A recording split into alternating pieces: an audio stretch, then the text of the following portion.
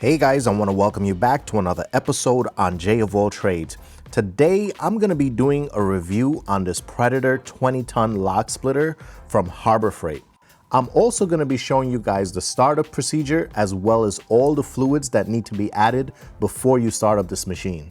Then once we get this thing started up, I'll be showing you guys how to split some logs over here to the left, because I've got plenty of firewood to split for this upcoming winter, and I can't wait to put this new lock splitter to the test. Here you can see that this lock splitter can be hooked up to a hitch, so you can take it just about anywhere. Please keep in mind that I'll be including a link in the description so you guys can check the splitter out if you'd like. So all the fluids that we'll be adding will be in this area over here, and we'll start with the oil. One thing you're gonna notice with this machine is there's two spots to add oil, right here, and there's another spot right behind it over here.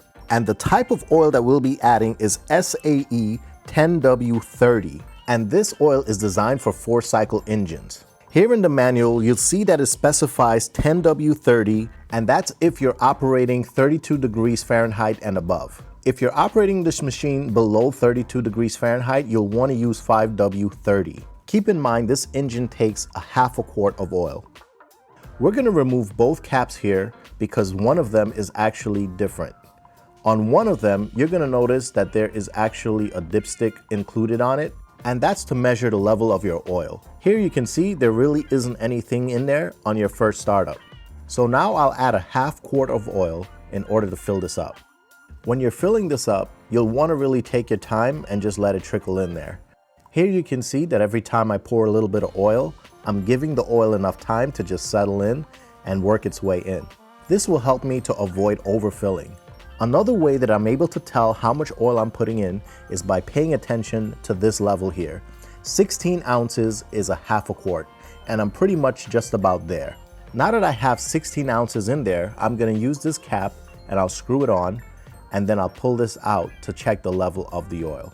And word of advice, don't be like me, letting all the oil from the funnel drip onto the floor. Now here, when I check this, I can see that my oil level is good. And here, when you look into the fill hole as well, you'll also notice that the level of the oil is very close to the front. So we'll close this up and we're all set with our oil. Now I'll be adding hydraulic fluid in the hydraulic oil reservoir. Now I'll be using AW ISO32. Here in the manual, it shows you that you can use 3 different types of hydraulic fluid, and I chose to use the ISO 32. Here in the manual, it also indicates that this reservoir holds 2.25 gallons of hydraulic fluid. Now we'll remove this plug from the hydraulic fluid reservoir.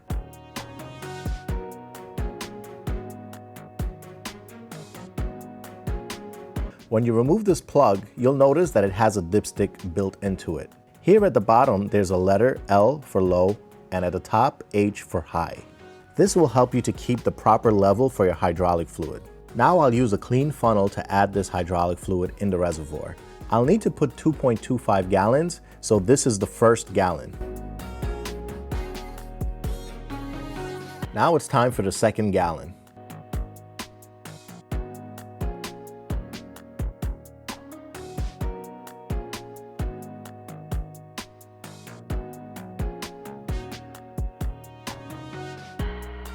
Here is the measuring container that I'll be using to measure out the correct amount for 0.25 gallons. So 0.25 gallons equals 32 ounces. And since this can't hold 32 ounces, I'll be doing 2 16-ounce fills here.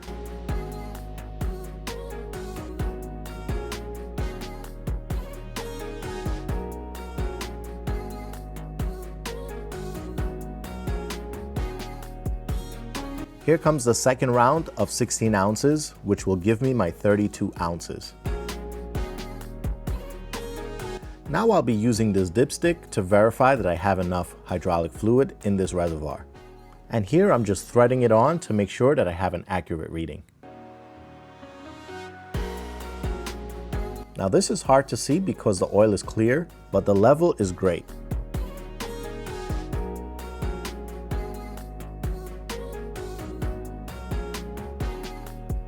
Now it's time to add fuel into this container, and the type of fuel you want to use is 87 plus octane unleaded gasoline. You'll notice that there's a filter on the top. This container holds 0.9 gallons of fuel.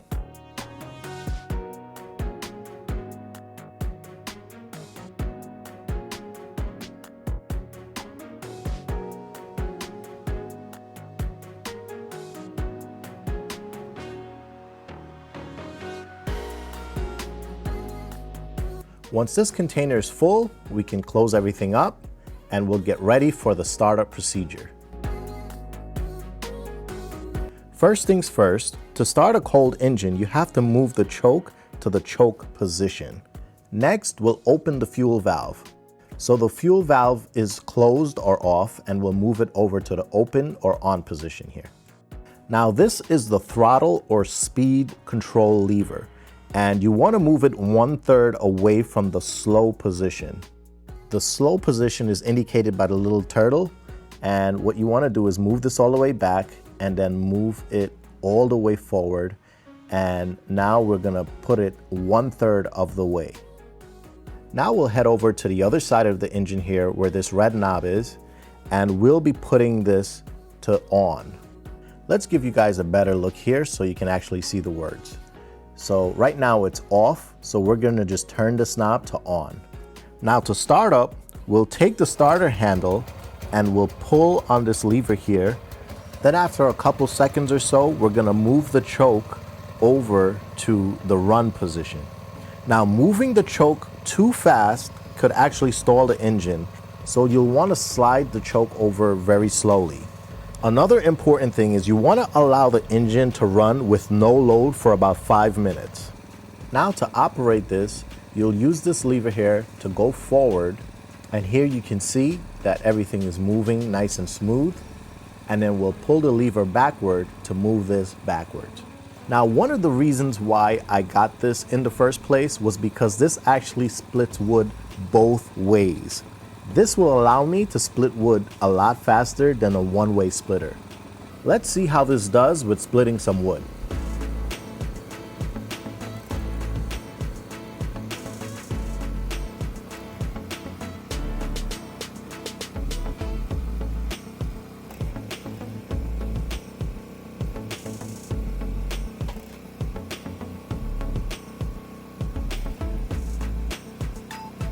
I can tell you right now that this workflow is a lot easier because I can actually split both ways.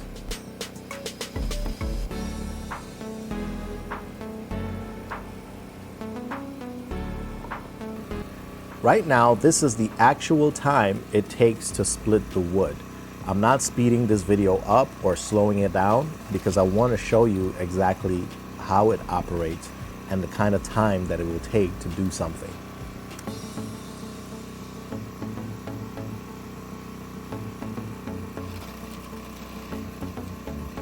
One thing that I immediately noticed about this machine is that it's very powerful.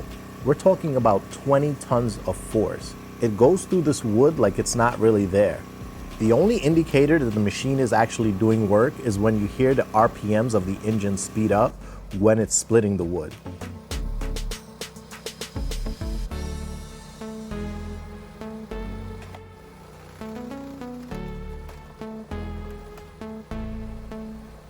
Let's see what happens when I put another log on here while this one is here.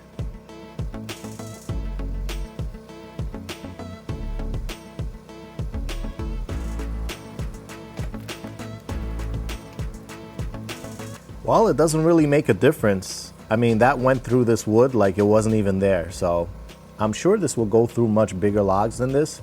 And that to me is very impressive. So this kind of gives you an idea of what you can really do with this machine. Overall, I think the two most important things to me is being able to split both ways and also to have all this power in this machine. Some other great features are having these wonderful log cradles that catch the wood when you split it. That makes the job a lot easier. And of course, you can't forget about portability because you could hook this thing up to a hitch and you could take it just about anywhere. As long as it's got hydraulic fluid, oil, and gas, you'll be good to go. So I want to hear from you guys. Leave a comment down below and let me know if this log splitter is something that you might consider getting. I was able to split this wood that you see up against this wall in just about an hour and a half of work. And that was enough for me to say this machine was worth it. I mean, I was able to split all this wood that you see on the floor here, just demonstrating to you guys in that time. If you want to check the machine out, I'll leave a link in the description. I want to thank you guys for joining me today. Please remember to like and subscribe to my channel if you want to get more videos like this one. And I'll see you guys on the next one.